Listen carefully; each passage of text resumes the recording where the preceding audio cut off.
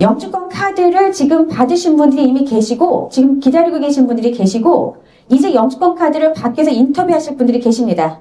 이 단계들이 다 오늘 34분이 어느 단계에 있는지 다 다르거든요. 그래서 본인 단계에서 영주권 카드 받으셨다면 의미가 없는데요. 인터뷰를 마치고 미국 공항에 입국한 그 신고를 마치면 마칠 때 우리가 작성했었던 서류에 의해서 우편물이 배달되는데 우편물로 배달됩니다. 등기도 아니고 일반 우편으로 오거든요. 근데 그 주소가 굉장히 중요해요. 그 주소를 잘못 기재하시면 이게 다른 데가 있기 때문에 또 재발급 신청을 해야 돼요. 분실된 것 때문에. 그래서 분실되지 않도록 하시려고 정확한 주소를 주시거나 정확한 주소가 없으면 저희 변호사 사무실을 이용하십니다. 이렇게 영주권 카드라는 거. 그리고 영주권 카드를 제때 못 받거나 분실하거나 그러면 내가 미국 들어갈 때 어떻게 들어가지? 영주권 받은 순간부터는요. 학생 비자니 이스타니 B1, B2니 그런 비자가 없어집니다. 신청할 수도 없습니다. 그래서 들어가실 때 영주권 카드가 없으면 들어가는 신분이 드러나지 않을 수 있어서 중요하신 건 어떤 거냐면 내가 여권에 첫 입국 심사 받을 때 여권에 찍힌 도장. 그 도장이 영주권 받을 때까지 내 신분증이에요. 그럼 그 도장 받은 여권, 그게 영주권 받기 전까지 내 신분증이니까 굉장히 중요하죠, 여권. 분실되지 않도록 하셔야 되죠. 만약에 그걸 분실하게 되면 신분에 대해서 드러낸 또 다른 서류가 필요해요. 영주권 오기 전까지는. 그렇게 해서 영주권에 찍힌 도장, 영주권을 받게 되면 그때부터 영주권 카드로 드나드셔야 되고 만약에 분실되셨거나 하시면 바로 또 재신청하셔야 되는 거야. 이런 부분들로 유지를 해주셔야 되겠고요. 미국 입국할 때마다 입국할 수 있는 나의 신분증이 필요한데 시민권이 있으면 가장 좋죠. 패스포트 자체가 아메리칸 패스포트잖아요. 그래서 저는 제 딸이 딱 5년째 되자마자 바로 시민권 신청을 하셨어요. 지금 미국 시민권자거든요. 얼마나 편한지 몰라요. 여기 계신 분들처럼 영주권을 어떻게 유지하지? 분실하면 어떡하지? 이런 걱정이 싹 없어지는 게 바로 시민권이거든요. 그리고 한국은 동pon법이 있기 때문에 시민권을 포기한다 해서 한국에서 다르지 않아요. 우리 딸은 똑같아. 여기 계신 분들 하는 모든 행위들, 모든 권리들 그대로 갖고 있거든요. 그래서 불편하지 않으셔도 될 것 같습니다. 그리고 우리가 마지막 관문이 인터뷰하고 입국하면서 영주권 카드를 받게 되는데 입국하고 난 이후에 또 같이 받게 되는 게 있죠. 사회보장번호. 이 사회보장번호가 없으면 세금 신고를 못하게 되고 의무를 다 처리하지 못하기 때문에 불법자가 되는 거예요. 세금 보고를 하지 않는. 그래서 이 소셜 시큐리티 넘버라고 하는 SSN 카드 받는 것도 신경 쓰셔야 되겠습니다. 이 카드는 세금 보고할 때 반드시 필요한 번호. 이 번호가 없으면 세금 신고를 못합니다. 그래, 이렇게 중요한 그린카드와 사회보장 카드 두 가지에 대해서는 영주권자가 되면 받게 되는 기본적인 신분증입니다. 네, 두 가지가 있고요. 그리고 이거는 많은 분이 질문했던 걸 모아놓은 겁니다. 인터뷰 날짜 언제 통보받는지 보통 인터뷰하기 4주에서 6주 전에 통보를 받기 때문에 인터뷰 준비할 시간은 있고요. 부득이 그때 인터뷰를 못한다고 하면 연기하실 수 있지만 연기하실 때 우리가 마음대로 지정할 수 없습니다. 요즘은.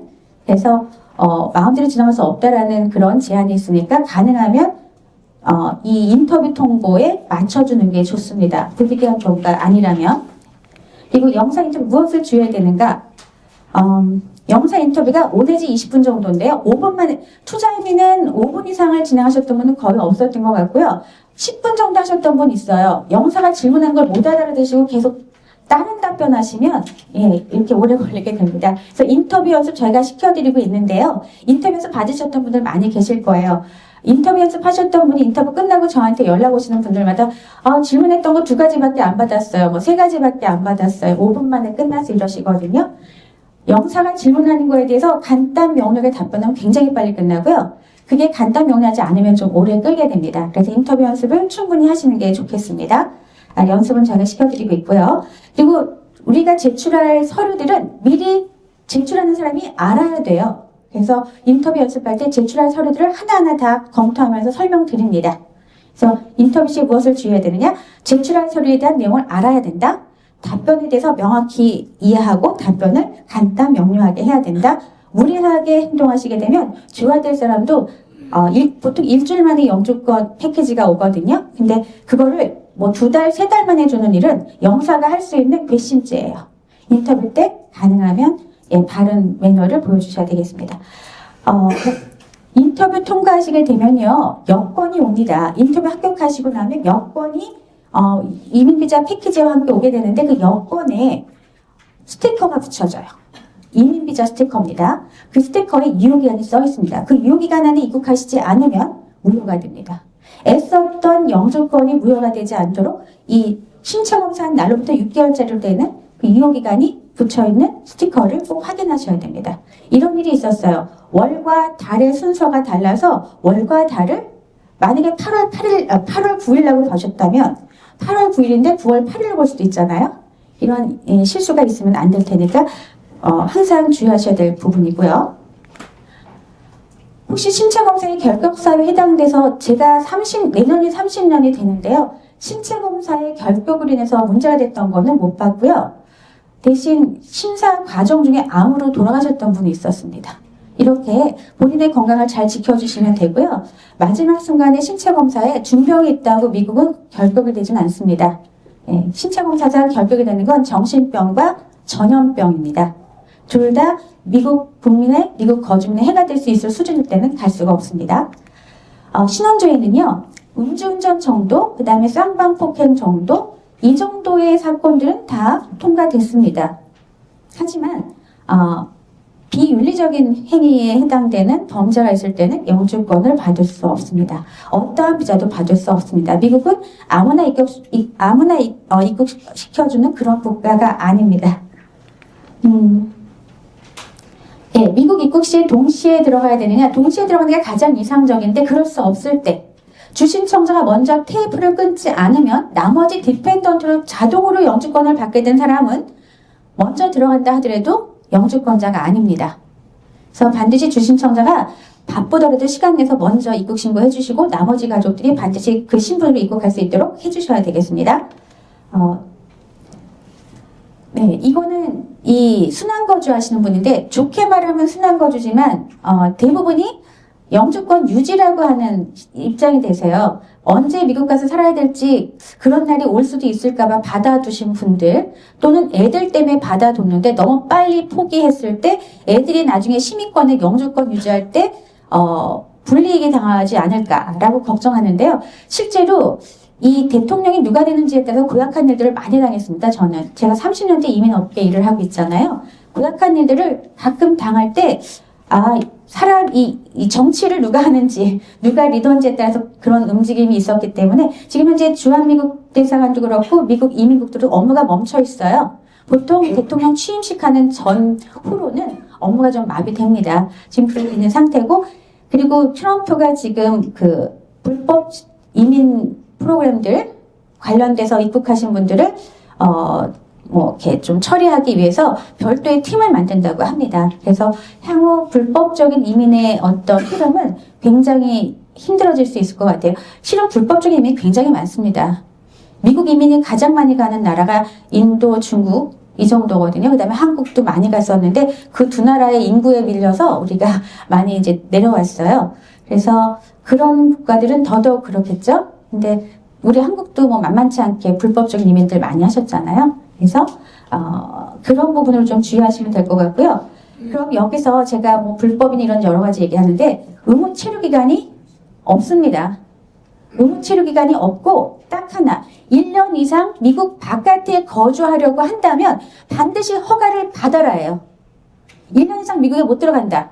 허가를 받지 않고 1년 넘어서 미국 입국 공항을 하게 되면 그때 공항에서 영주권을 박탈당할 수 있습니다. 이민관이 그런 권한이 있어요. 근데 웬만해서 그 권한을 잘 쓰지 않아서 뭐 선처하는 그런 기회가 몇 번 있긴 하지만 그거는 보장된 게 아니에요. 그러니까 그런 운에다 내 인생을 맡기지 마시고 주의하셔야 될 것 같습니다. 많은 분들이 그러면 1년간 못 들어갈 것 같은데 제2국 가서 신청해야 되나요? 반드시 신청하셔야 되고요. 근데 그 제2국 가서 신청을 제가 해보니까 세 번째 했던 분이 마지막에 1년짜리로 나왔어요. 1년짜리 나온다면 신청하는데 돈 많이 들거든요. 굳이 할 필요가 없잖아요. 그래서 2번 이상 하지 않는 게 좋겠죠. 만약에 하실 거면 2번 정도 썼다가 한참 동안 쓰지 않았다가 나중에 또 한번 쓰거나, 과거에는 10번 신청하셨던 분들도 있었어요. 하지만 지금은 과거가 아니에요. 너무 많은 사람들이 써먹고 있는 것 때문에 이러한 어떤 상황이 점점 더 우리한테 불리해지고 있습니다. 그래서 더 주의하셔야 될 것 같습니다. 재입국 허가서란 무엇인가? 이미 앞에 설명드렸죠. 1년 이상 미국에 들어갈 수 없는 부득이한 사정이 있거나 비익상, 전략상 그래야만 된다면 재입국 허가서 신청하시면 됩니다. $600라고 하는 변호사 비용이 있습니다. 정부 수수료가 또 $600 정도 있습니다. 그리고 반드시 미국에 신체적으로 들어가서 해야 되기 때문에 신청하는 사람이 미국에 가야 되는 항공권이 듭니다.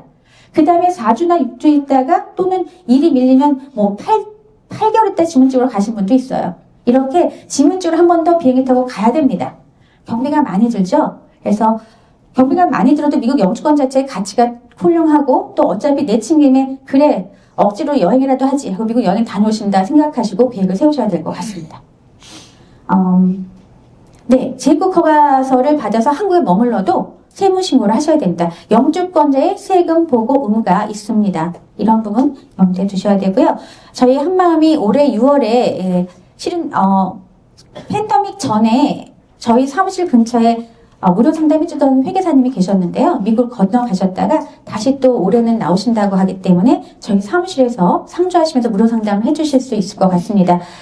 일반적으로 미국 세무사님이나 미국 회계사님과 상담하시게 될 때 1시간 $300를 지불하고 상담을 받습니다. 일반적으로. 근데 그런 상담을 해줄 수 있는 무료 상담 센터가 저희 한마음에 만들어질 거고요. 지금 현재는 저희 고객님들 이미 다 접속하셨을 거예요. 원하시는 분은 저희 그 차비호 회계사님과 카톡으로 그리고 전화로 무료 상담을 받으실 수 있습니다.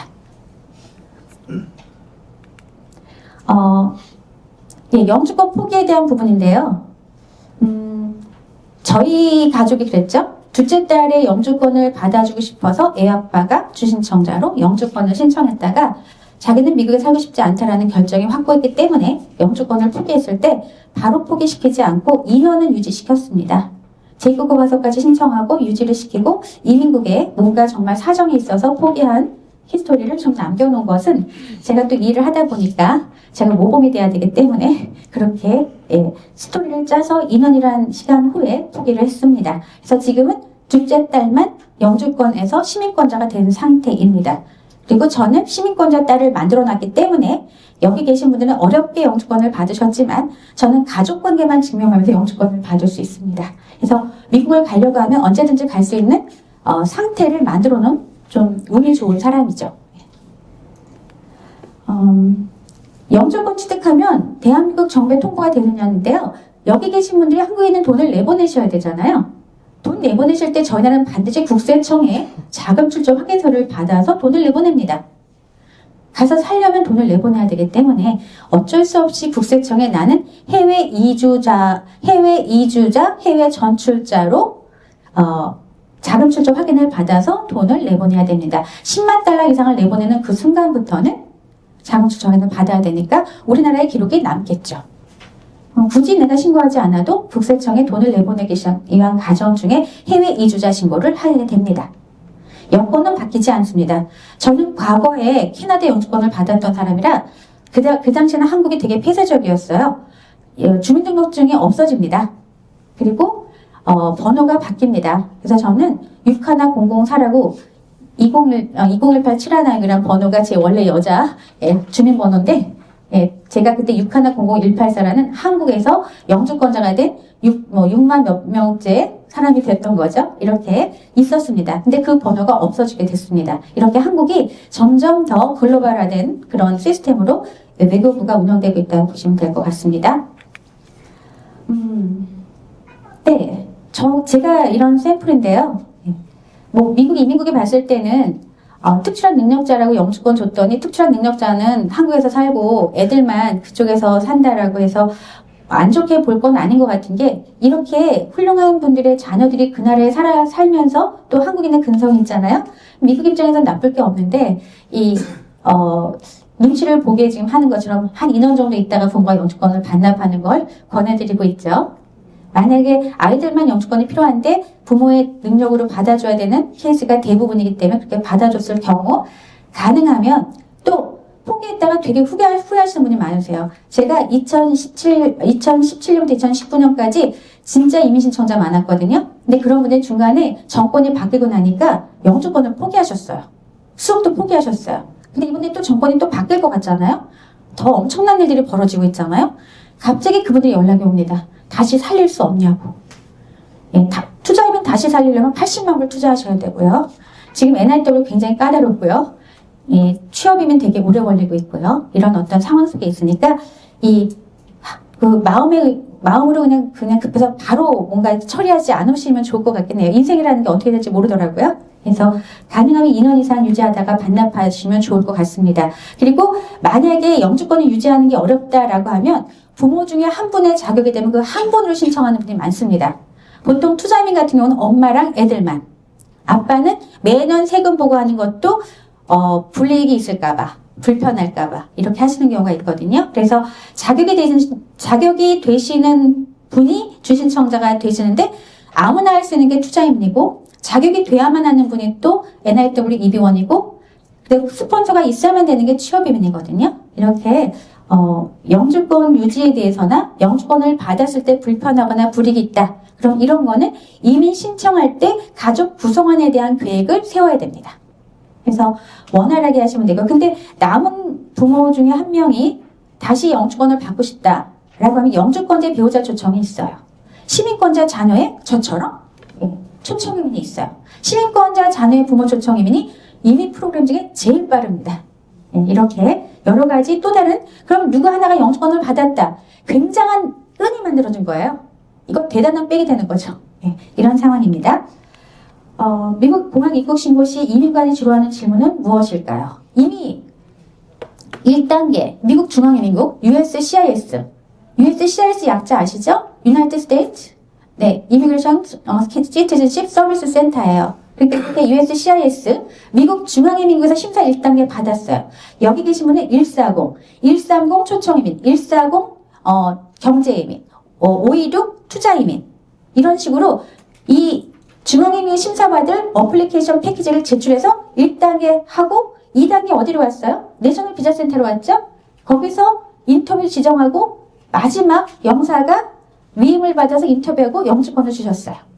이런 과정을 거치셨잖아요. 그럼 공항에서는 뭘 질문하겠어요? 이렇게 2단계까지 3단계까지 거쳐서 왜냐면 미국 안에서 신분 변경하는 사람은 인터뷰도 없고요. 대부분 없습니다. 미국 안에서 이미 유학을 하거나 취업을 했던 사람이 영주권을 신청해서 영주권을 받았다. 미국 안에 신분 조정이 된 사람은 영사 인터뷰도 없고 공항 인터뷰도 없죠. 여기서 나가는 분만 그런 인터뷰가 있죠. 2단계. 이민관이 주로 하는 질문은 영주권 카드 어디로 받을 건지 한 번 더 확인하라고. 자기네도 골치 아프니까. 이런 것들입니다. 그래서 영주권 카드 어디로 받는지 정도가 질문이라고 보시면 됩니다. 그리고 뭐든지 떳떳합니다. 1단계, 2단계, 3단계 다 통과해서 떠나시는 분들이에요. 어떤 질문이든 그냥 있는 그대로 말씀하시는데 상식적으로 그들이 질문을 상식적으로 할 거니까 상식에 벗어나는 질문을 한다. 그럼 우리는 상식적으로 답변하시면 돼요. 대한민국 여권을 갱신할 때 한국 정부의 영주권 취득 여부를 알 수 있느냐. 영주권, 우리가 대한민국 여권을 갱신할 때 보통 구청에서 하셨잖아요, 그동안. 그리고 지금은 이제 저는 옛날에 구청에서 못했어요. 옛날 스타일로 저는 외교부에서 했었거든요. 근데 지금은 이제 여권이 다르지 않으니까 그냥 구청에서 전과 똑같이 신청하시면 되고, 여권에 여러 가지 도장을 찍거나 비자가 찍혀 있겠죠?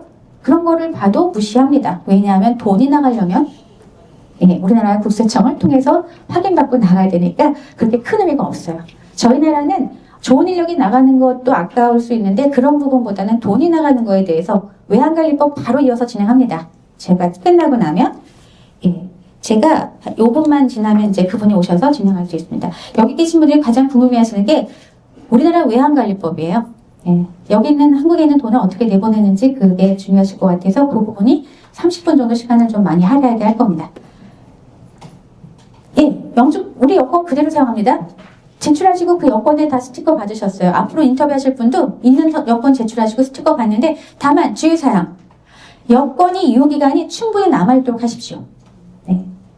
왜냐하면 여권에 찍힌 도장이 1년간 영주권 카드를 못 받았을 때 신분증이잖아요.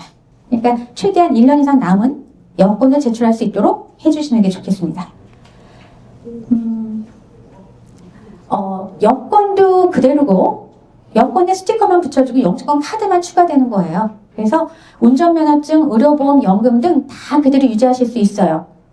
한국을 떠나실 분들은 정리하세요. 운전면허증 놔주셔도 되고 의료보험, 연금 등 정말 완전 떠날 분은 의료보험 계속 안 내도 되잖아요. 연금이 일시로 찾아갈 수 있잖아요. 그동안 연금 많이 쌓였던 분들은 영주권 받고 일시로 찾아나갈 수 있어요. 한때 한국이 위태롭다 할 때요. 한국에 금융권에 있었던 분들의 이민 수속을 진짜 제가 많이 했거든요. 그분들 연금 일시로 찾으려고 많이 했어요. 한국이 위태롭다고. 한국이 위태로웠던 시기를 참 여러 번 겪었죠. 제 나이가 61세니까. 예, 저도 이제 인생을 많이 경험한 사람인 것 같아요. 세금 신고는요.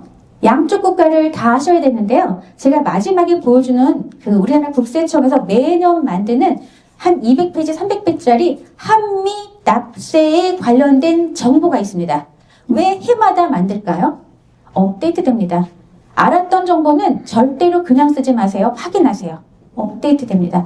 왜 국세청이 해마다 그 200페이지, 300페이지짜리 그 긴 그런 안내문을 해마다 만들까요? 뭔가 변하니까요. 달라지는 거 없다. 세금 신고 달라지는 거 미국에다 미국 납세자가 미국에 세금 신고해야 돼요. 한국의 세금 신고가 우선이에요. 한국에 거주하시면 한국 세금 신고 우선. 그리고 이 세금 신고에 대한 자료들을 미국에 또 제출하면 돼요. 그럼 미국은 어떻게 해요? 연방법상 이중과세 방지돼 있죠. 이미 낸 것만큼 빼줍니다. 근데 한국이 미국보다 세금이 높습니다. 그래서 일반적인 사람은 세금을 더 안 냅니다. 하지만 어떤 부분에 있어서는 세금이 다릅니다. 어떤 부분의 세금이 다르기 때문에 더 내야 되는 분들이 있고 어느 주에 사느냐에 따라 세금을 이중으로 내는 분이 있습니다. 그래서 미국은 50개 주가 각각의 나라처럼 법이 다 다릅니다. 세법이 달라요. 이런 거 좀 염두에 두셔야 되겠습니다. 부동산 취득이나 매매 등에 대한 제한 없습니다. 외국인도 들어와서 마음껏 사는 세상입니다. 이제 한국은. 그러니까 그리고 특히 동포였던 사람이 국내에 산다? 마음껏. 완전 외국에서 태어났던 외국인이 들어와서 살 때는 약간의 제한이 있을 수 있죠. 언어도 안 되고 문화도 안 되고 이런 것부터 시작해서 다 되겠지만 제 자식으로 태어났던 사람이 이민 갔다가 다시 한국 들어와서 살고 싶어서 산다? 시민권자로서 외국 시민권자로서 전혀 불편하지 않아요. 제 두 딸은 다 외국인입니다. 한국 패스포드 없습니다. 외국인 증명서 가지고 살고 있습니다. 임대업도 하고 있고 학교도 다녔고 직장도 다니고 아무 문제 없습니다. 그래서 정말 글로벌한 사회고요. 순환 거주하는데 자유롭습니다. 시민권 취득 5년째 신청할 수 있습니다. 2년 반만 살아주신 신체적 거주 기간을 증명하면 됩니다. 신청 절차는 저희를 통해서 하시면 뭐 그냥 맡기면 돼요. 일단 시간이 없으신 분들은 돈으로 시간을 사시는 거라 저희 변호사한테 맡기시면 되는 거고요. 그리고 직접, 제 딸은 직접 했어요. 영어가 되고요. 워낙 페이퍼워크를 많이 했던, 석사까지 마친 공부를 많이 했던 사람이니까 공부를 좀 했던 사람들은 직접 하세요. 엄청 간단해. 제 딸이 하는 말. 엄마, 변호사한테 그 서류 주는 게 더 귀찮아. 나 혼자 할래. 여기 계신 자녀분들한테 맡기세요. 예, 변호사한테 맡기시면 제가 알기로는 1,000불인가 될 거예요. 어떤 변호사 2,000불 받아요. 그러니까 그런 돈을 자식한테 용돈으로 주고 맡기시고요. 이렇게 내 일을 하나하나 하면서 깨우쳐가는 게 굉장히 많거든요. 그래서 이런 식으로 말씀드리게 되네요. 그리고 신분적 차이는 뭔지 아시죠? 여권이 안 바뀌어요. 전 세계 다닐 때 나는 한국인으로 다니는 거예요. 시민권을 받으면 여권이 바뀌어요. 전 세계 뭐로 가요? 미국인으로 다니는 거예요. 여권 파워가 좀 달라질 거고요. 시민권자가 되면 미국 안에서는 완벽합니다. 내가 한국에서 20년을 살다 가든 30년을 살다 가든 정말 마지막에 뭐 죽기 직전에 들어가서 살든 그냥 바로 웰컴이에요. 이렇게 다릅니다. 포기는 너무 간단해요. 어렵게 받았고 유지도 어려웠는데 유지하다 정말 안 되겠어요 라고 포기하실 때 괜히 유지했어요 라는 분도 계세요.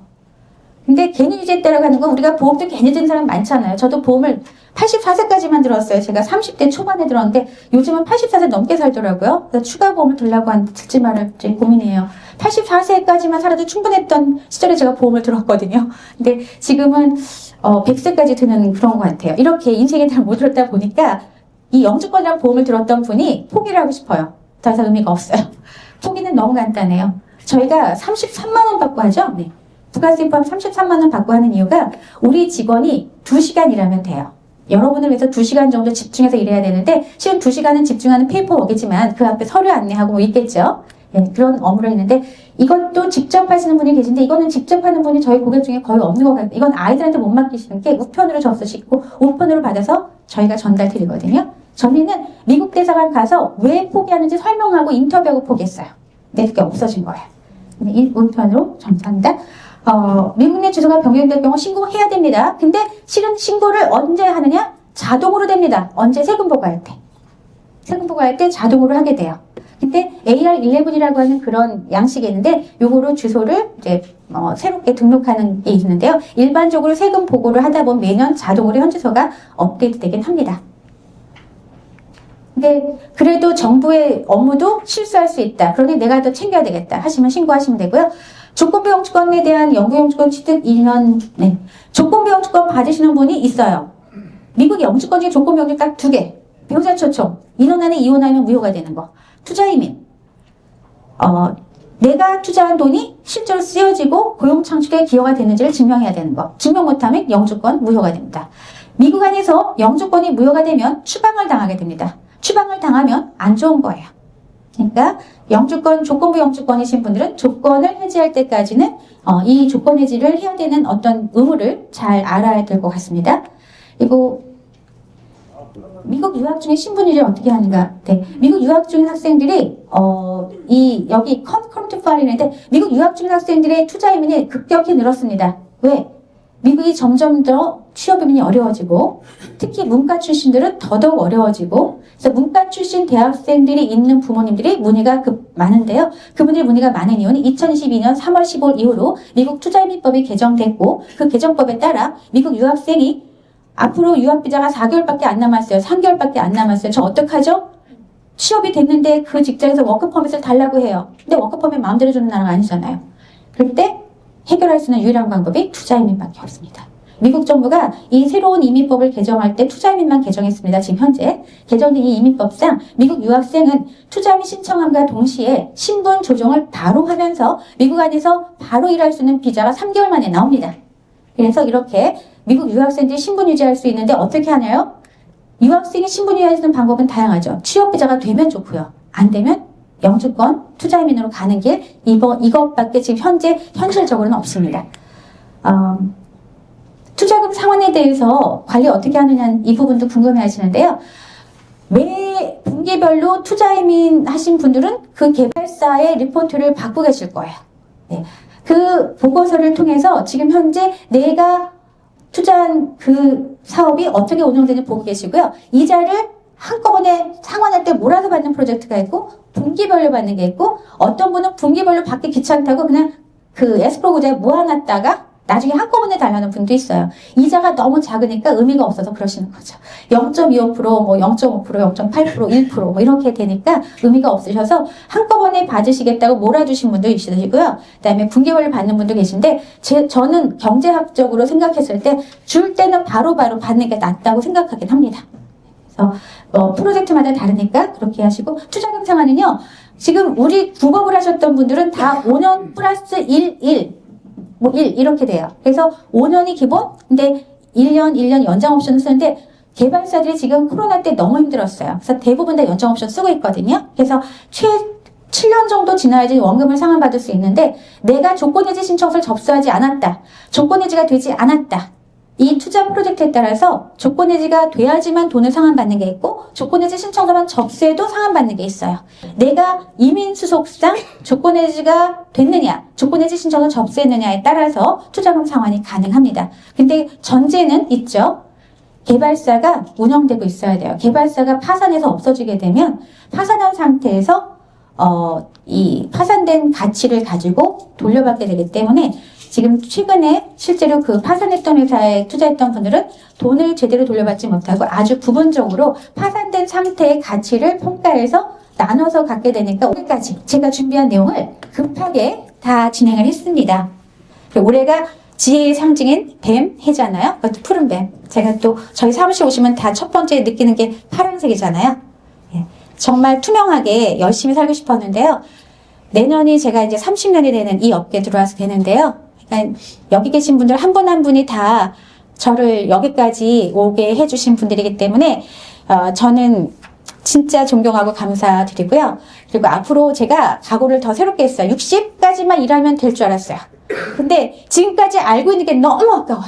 그래서 저는 제가 알고 있는 건 다 내놓고 가고 싶습니다. 그래서 제 목표는 지금 이전의 30년보다 앞으로 내 10년이 여한이 없도록 일할 겁니다. 그래서 여러분들의 응원이 필요하고요. 더 열심히 일하는 모습을 보여드리겠습니다. 그리고 정말 새해 복 많이 받으시고 건강하시고 저도 계속 건강을 잘 지키면서 여러분들한테 영원히 도움이 될 수 있는 사람으로 그렇게 열심히 살겠습니다. 새해 복 많이 받으세요.